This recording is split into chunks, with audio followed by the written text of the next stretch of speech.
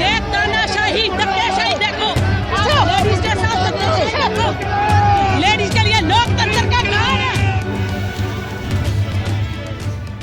जिस भ्रष्टाचार के खिलाफ साल 2011-12 में अरविंद केजरीवाल ने अन्ना हजारे के साथ मिलकर आंदोलन के जरिए एक हुंकार भरी थी, दिल्ली के जिस रामलीला मैदान में केजरीवाल की पार्टी आम आदमी पार्टी का जन्म हुआ था, वो पार्टी आज खुद भ्रष्टाचार का दंश झेल रही है।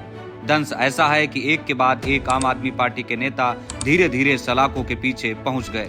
कयास आप प्रमुख दिल्ली के मुख्यमंत्री अरविंद केजरीवाल की गिरफ्तारी के भी लग रहे थे। ठीक वही हुआ। 21 मार्च की शाम 9 बजे के करीब दिल्ली शराब घोटाले में अरविंद केजरीवाल को ईडी ने गिरफ्तार कर लिया।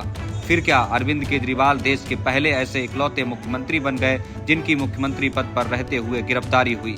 अरविंद केजरीवाल की गिरफ्तारी के खिलाफ इंडिया अलायंस के नेताओं में रोष है, सरकार के खिलाफ गुस्सा है, लेकिन विपक्षी नेताओं का ये गुस्सा सिर्फ मीडिया के बयानों तक ही सीमित है। केजरीवाल की गिरफ्तारी के विरोध में सिर्फ आम आदमी पार्टी के नेता और कार्यकर्ता केंद्र की मोदी सरकार के खिलाफ हल्ला बोले हुए हैं।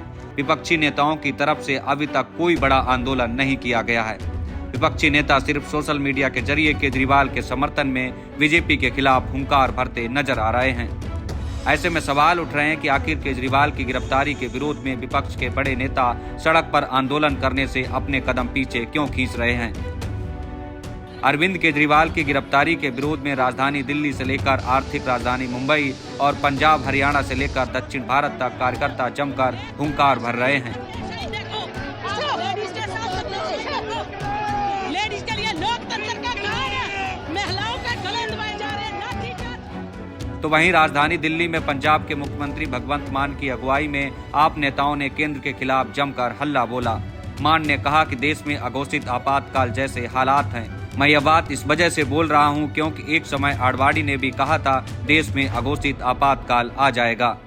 अरविंद केजरीवाल को तो पकड़ लोगे, लेकिन उनकी सोच को गिरफ्तार कैसे करोगे? पूरे देश में ये रोष फैल गया है कल से कि बीजेपी जो है वो देश में डिक्टेटरशिप लाना चाहती है। ये नहीं चाहते। अगर दिल्ली में सरकार नहीं बनी तो दिल्ली में सरकार की चलने नहीं देनी, एलजी की चलेगी। अगर पंजाब में सरकार नहीं बनी तो गवर्नर तंग करेगा। अगर बंगाल में सरकार नहीं बनी तो गवर्नर रूल करेगा। अगर केरला में सरकार नहीं बनी तो गवर्नर रूल करेगा। अगर झारखंड में सरकार नहीं बनी हेमंत सोरेन को गिरफ्तार करेंगे। अगर तमिलनाडु में सरकार नहीं बनी तो गवर्नर चीफ मिनिस्टर का भाषण ही नहीं पड़ेगा, जो पढ़ना जरूरी होता है।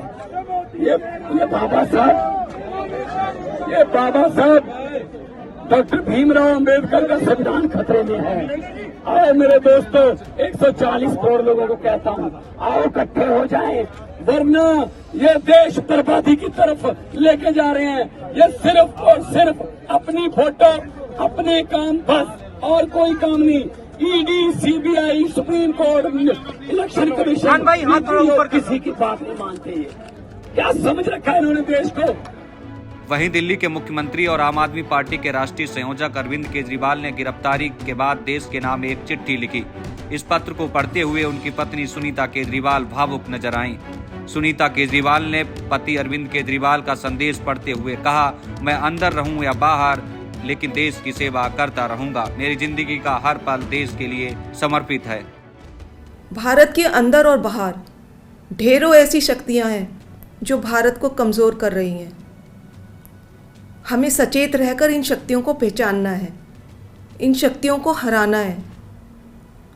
और भारत में ही ढेरों ऐसे लोग हैं, ढेरों ताकतें हैं जो देशभक्त हैं, जो भारत को आगे बढ़ाना चाहती हैं।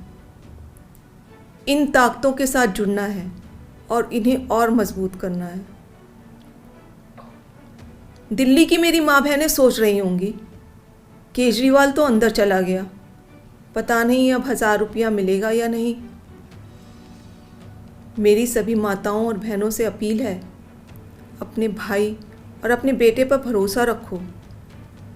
ऐसी सलाखें नहीं जो आपके भाई और आपके बेटे को ज़्यादा दिन अंदर रख सके। मैं जल्द बाहर आऊँगा और अपना वादा पूरा करूँगा। क्या आज तक कभी ऐसा हुआ कि केजरीवाल ने कोई वादा किया और पूरा नहीं किया। आपका भाई, आपका बेटा लोहे का बना है, बहुत मजबूत है। अरविंद केजरीवाल के संदेश से एक बात साफ हो गई कि सरकार जेल से ही चलेगी, यानी सीएम केजरीवाल किसी भी सूरत में इस्तीफा देने वाले नहीं हैं। 9 समन पर गैर हाजिर रहने वाले अरविंद केजरीवाल को ईडी ने 21 मार्च की शाम को गिरफ्तार कर लिया था, जिसके बाद कल उन्हें राउज एवेन्यू कोर्ट में पेश किया गया, जहां ईडी और केजरीवाल के वकीलों ने अपनी अपनी दलीलें दी। सबसे पहले ईडी ने केजरीवाल की रिमांड मांगते हुए दलीलें दी और कहा, भारी संख्या में इलेक्ट्रॉनिक साक्ष्यों को खत्म किया गया है।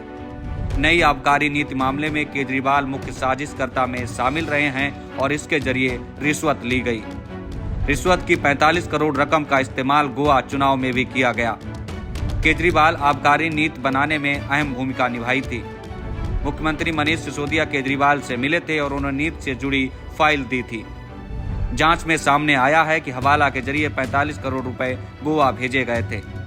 100 करोड़ की रिश्वत देकर दक्षिण लॉबी को करीब 592 से 600 करोड़ का फायदा हुआ। केजरीवाल व्यक्तिगत तौर पर जिम्मेदार होने के साथ ही पार्टी के संरक्षक होने के नाते भी पीएमएलए के उल्लंघन के लिए जिम्मेदार हैं। साथ ही चेन ऑफ मनी ट्रेल का पता लगाने के लिए केजरीवाल के रिमांड की जरूरत है। ईडी की दलीलों का केजरीवाल के वकील अभिषेक मनु सिंघवी ने विरोध किया और दलीलें दी। आप इस तरह से मेरे मुवक्किल यानी कि केजरीवाल की गिरफ्तारी या तलाशी नहीं कर सकते। भारत के 75 साल के इतिहास में पहली बार कोई सिटिंग मुख्यमंत्री गिरफ्तार हुआ है। गिरफ्तारी से पहले सामग्री और इसका कारण होना चाहिए। सरकारी गवाहों के बयान के अलावा केजरीवाल के खिलाफ कोर्ट सीधा साक्ष्य नहीं है। हाईकोर्ट में ईडी ने जवाब देने के लिए समय मांगा और कुछ देर बाद ही गिरफ्तार कर लिया। अरविंद केजरीवाल के खिलाफ एजेंसी के पास कोई भी सीधा सबूत नहीं है। बहरहाल केजरीवाल का पक्ष 3 वकील रख रहे थे, लेकिन किसी की दलीलें काम नहीं आई। लिहाजा अदालत ने दोनों पक्षों की दलीलें सुनने के बाद फैसला सुरक्षित रख लिया। करीब 4 घंटे बाद रात 9 बजे के आसपास फैसला सुनाया और केजरीवाल को 28 मार्च तक 6 दिन की ईडी रिमांड पर भेज दिया। इन 6 दिनों में ईडी दिल्ली शराब घोटाले के आरोपियों से केजरीवाल का आमना सामना करवाएगी, जिसके बाद 28 मार्च को दोपहर 2 बजे ईडी अरविंद केजरीवाल को फिर से राउज एवेन्यू कोर्ट में पेश करेगी। फिलहाल देखना ये होगा कि ईडी की रिमांड के खिलाफ केजरीवाल की टीम ऊपरी अदालत का दरवाजा कब खटखटाती है। Bureau report, Punjab Kesari TV. हमसे जुड़े रहने के लिए हमारे YouTube चैनल को सब्सक्राइब करें और नई वीडियो की नोटिफिकेशन के लिए बेल आइकॉन को दबाएं।